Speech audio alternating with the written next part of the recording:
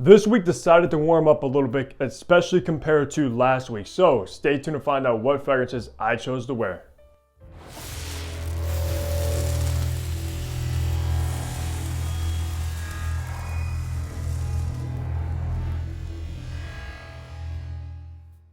Hey, what's going on? Hunter here and welcome back to my channel where I upload weekly fragrance content. So of course you already know what to do. Hit the subscribe button down below if you also love fragrances, and be sure to follow me over on my Instagram page. But as always, another week, another weekly fragrance rotation coming right at you. And if you are not familiar with this series that I do, I basically run down the fragrance I wore on each day, how many sprays, the kind of weather, and if that particular fragrance happened to get any compliments or not. So let's not waste any more time and get right into Sunday. Sunday was in the mid-20s and cloudy outside, and I went with a Louis Vuitton and probably my favorite freshie from Louis, which is L'Immensité. Now this was actually my signature scent before I happened to get Bulgari's Tiger, which is very similar to. This is a little bit more aromatic. You have this very nice kind of warming amber base in here as well, along with, of course, that Tiger DNA with the ginger and ambroxan. Still absolutely love this one, even though Tiger suits me personally a little bit more as a signature scent. But on that day, I did do 6 sprays, went to church, which this is a fantastic church fragrance. It's not going to be offensive or anything like that. Very, very crowd pleasing. Got no compliments on that day, but yeah, that's what I chose to wear from Louis Vuitton is L'Immensité, which I haven't reached for in a minute. Monday was in the mid-30s and cloudy outside, and I was in the mood for a fruity fragrance, so I went with Tiziana Terenzi's, and this is Cœur K. Now, this is probably one of the best and most popular fruity fragrances on the market, alongside, of course, Xerjoff's Herbe Pure, which this does get compared to. And to be honest with you, I think I might even prefer this DNA. Because, of course, in the opening, just like Herbe Pure, you're going to get blasted with a bunch of fruits, kind of like a basket of fruits, not one in particular, just a ton of them. But this one dries down into this very nice kind of luxurious musky base, which does differ to Herbe Pure, and it's not as cloying, which I prefer. I do 10 sprays of this one, and this is strong. Of course, like all Tiziana Terenzi's, they are extrait de parfums.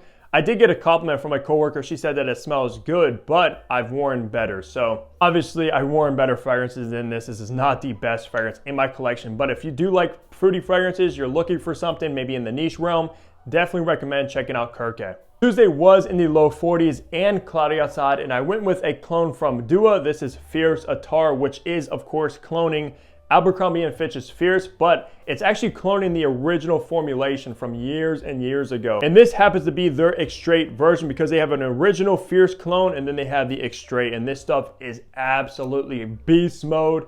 And if you like that Fierce DNA, very aromatic to me, you absolutely have to check this one out. I love wearing it. Now, I did do, yet again, 10 sprays of Fierce Attar, which is way more than enough. I mean, this stuff just projected and lasted for hours upon hours, basically all day long. And it's funny because I was at work, I had a group of women like way behind me. I'm talking about like maybe 40 feet behind me, guys, walking. And I heard them, they were like, wow, I can smell his cologne all the way from back here. And honestly, they might have been hating. I don't think they were complimenting it or anything like that. You know how older women are. So I think they were just hating, to be honest with you. And then I had another coworker ask me what I was wearing because it smelled good. I told her, she's like, wow, you're always wearing something with a crazy name that I can never remember. And of course, nobody's gonna be expecting you to say something like, oh, I'm wearing Dua's Fierce Attar. The average person's gonna be like, what the heck is that? But it definitely starts off a good conversation. So that's what I chose to wear for Tuesday is Fierce Attar by Dua. Wednesday was in the high 40s and extremely foggy outside, and I pulled out a brand new fragrance in my collection, the first time wearing this beauty, and it's coming from Bon Parfumerie, and this is 603. Honestly, one of the best and smoothest incense fragrances I've ever had the pleasure to get my nose on. This stuff is absolutely incredible. Primarily leather, like a smooth leather, very warm, comforting incense that's not smoky, which is very rare. And then you get this kind of gourmand, kind of creamy tonka bean in the base. Just very, very nice wearing experience with 603. And makes me want to check out more from this house because this is absolutely outstanding. For any incense lovers, absolutely check this one out. Now, I did get a compliment from a coworker She said I smelled very good today and what's in that because it smells different. And of course I told her what was in it and we started talking. She said, yeah, it does smell soft, but it's very detectable, which it is. This is a very soft fragrance that just for some reason pushes off the skin perfectly. Like this would also be a great date night fragrance as well because it's not gonna overwhelm your date, but they will still smell it, I guarantee that. So that's what I chose to wear for Wednesday is 603, and be on the lookout for a full review of this one soon. Thursday was in the low 50s and also very foggy outside. I mean, so foggy you can't even really see in front of you when you're driving. And I pulled out another new fragrance in my collection. It's coming from Sensual Obsessions, which is a clone, and this is Heaven Exact, which is cloning Raja Parfums Elysium. Now, if you remember catching my Sensual Obsessions video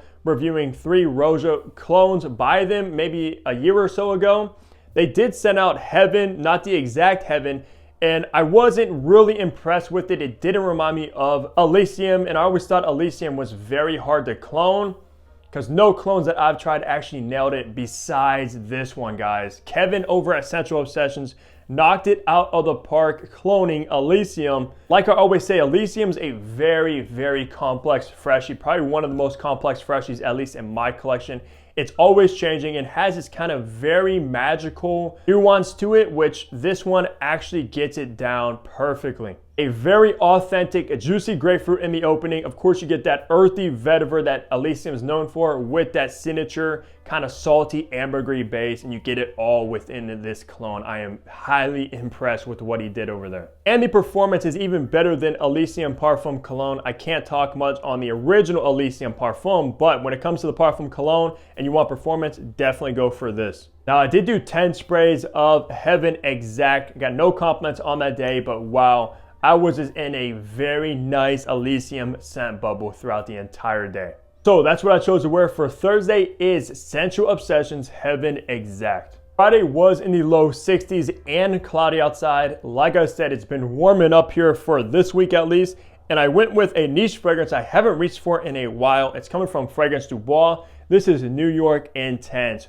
One of the highest quality fragrances in my collection. I love what Fragrance Du Bois does over there, guys, when it comes to the quality of the fragrances and the luxury aspect. They just get it down absolutely great. New York Intense is this very fruity blackberry along with these spices and a very woody base. I heard this does get compared to Amouage's Jubilation 21. To my surprise, I've never got my nose on that fragrance, even though I'm a big fan of Amouage. I should probably either seek out a bottle or a decant to finally smell Jubilation, but this one does get compared to it. I did do 10 sprays of this fragrance. The performance is very good. I did do some shopping. I actually went to Louis Vuitton. I know I stay in Louis Vuitton. It's my favorite designer house with fragrances. Of course, you guys probably know that from all the reviews. And I own around 15 bottles now. If you follow me over on my Instagram page, you will see what I actually picked up on Friday. So go ahead, follow me over there. But got no compliments with New York Intense, but still a fantastic fruity, spicy, woody fragrance that is worth checking out. Saturday was in the high 50s and cloudy, and I went with the blue fragrance that started blue fragrance, of course, Chanel's Bleu de Chanel Eau de Parfum, which is my favorite flanker out of the 3. You have the original Eau de Parfum and Parfum. I think this one is the most well balanced. Now, my bottle is actually around 6 years old, I believe, and the performance is absolutely beast mode from this particular batch. Everybody knows Bleu de Chanel, of course, grapefruit. You have a smoky incense, and it's very, very good, and probably still the best blue fragrance out there when it comes to the mainstream designers. On that day, I did do 6 sprays of Bleu de Chanel, just kind of ran some errands, did a little bit of shopping, things like that. Got no compliments. However, in the past, when wearing this one around the right people, you will get a ton of attention. And it's actually kind of crazy because I looked up the prices of this one when I did my Instagram post, and I can't believe Bleu de Chanel is around like $150 or so now for the 100 ml. So prices are going insane when it comes to fragrances, even the designers. But that's going to do it for my weekly fragrance rotation. As always, leave a comment down below the fragrances you guys chose to wear throughout the week. Also, leave a like on the video, and of course, I'll catch all of you back here in my next upload. Take care, everybody.